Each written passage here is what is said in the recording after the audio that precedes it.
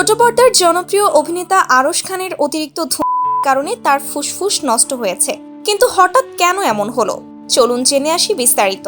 আপনারা হয়তো সকলেই জানেন আরশ খান ও তানিয়া বৃষ্টির মধ্যে প্রেম ছিল। শুধু তাই নয়, তাদের প্রেম এতটাই গভীর ছিল যে তাদের ফ্যামিলিও জানতো। আমার ছেলে কোনো অন্যায় করেনি, উপরে একজন আছে, সে দেখছে। কিন্তু কোনো এক কারণে আরশকে ছেড়ে চলে যায় তানিয়া। যদিও এর পেছনে তেমন কোনো কারণ ছিল না, কিন্তু তানিয়া চলে যাওয়ার পর থেকে ভালো নেই আরশ খান। অবশ্য এটাই স্বাভাবিক, দুজনের মাঝে এত গভীর প্রেম থাকা সত্ত্বেও হঠাৎ তাদের বিচ্ছেদ হয়ে যায়। তবে বর্তমান এই অভিনেতা বেশ অসুস্থ।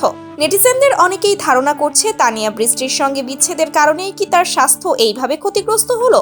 অনেকেই ধারণা করছে যদি তানিয়া বৃষ্টি আরশকে ছেড়ে না যেত, তাহলে আরশ এতটা ধূমপান করতো না এবং আজকের এই পরিস্থিতির সৃষ্টি হতো না। প্রেম, বিচ্ছেদ, বিয়ে, এই নিয়ে একাধিকবার সংবাদের শিরোনাম হয়েছিলেন এই দুজন। কখনো গুঞ্জন উঠেছে তাদের গোপন বিয়ে, আবার কখনো বা বিচ্ছেদ। কিছুদিন আগেও তাদের চুপিসারে বিয়ের কথা চারিদিকে ছড়িয়ে পড়েছিল, কিন্তু হঠাৎ তাদের মাঝে ঝড় নেমে আসলো। দুজনের পথও আলাদা হয়ে গেল। তখন থেকে কেউ কারোর সঙ্গে যোগাযোগ পর্যন্ত করে না। কিন্তু এত কিছুর পরেও প্রশ্ন উঠেছে তানিয়া বৃষ্টিকে নিয়ে। আরশ খান ও তানিয়া বৃষ্টির মধ্যে এখন কোনো সম্পর্ক না থাকলেও একসময় তাদের গভীর প্রেমের সম্পর্ক ছিল।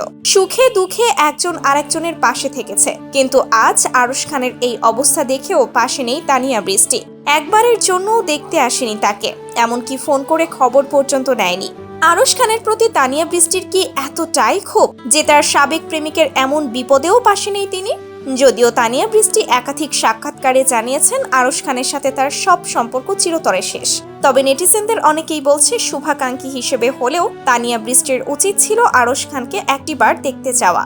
তো ভিউয়ার্স, আপনাদের কাছে কি মনে হয়, তানিয়া বৃষ্টির কারণেই কি আরশ খানের এই অবস্থা হয়েছে? অবশ্যই জানাবেন ভিডিওর কমেন্ট বক্সে।